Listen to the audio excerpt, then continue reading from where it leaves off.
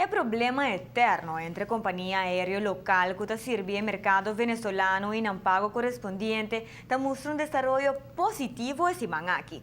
Cadivia, a comissão que administra a divisa de Venezuela, realiza diferente pago na tanto a Aruba Airlines como Ensal Air Aruba.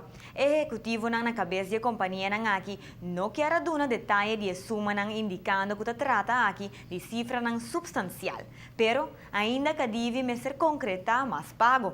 Den número que nos atende não figura Tiara Air. Essa aqui é a companhia que deve falta de liquidez para a falta de pago de Cadivi a raia de dificuldade sério.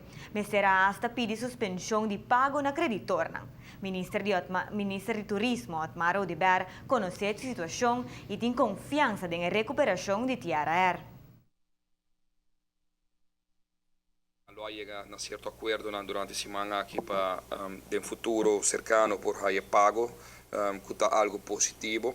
Mi mira também un comunicato di Tiara Air, che il signor Alejandro Muñale manda, che também está na Venezuela nel momento aqui, que também está encaminhando e messo un processo aqui que nós spera que in sacco di hobby aerolinea na Masco ainda Holanda que Venezuela se acaba de chegar a acordo com ele que me está convencido mirando que Tiara continuar certo de sua frequência com as pedras seguro ponto fijo através de outra carrier pero com boa bandeira de Tiara que nós espera andar porque da lá tem a transição que está tomando lugar como se chama agora aqui para de forma é por mira Tiara recuperar itinerário normal que está e operação normal por continuar.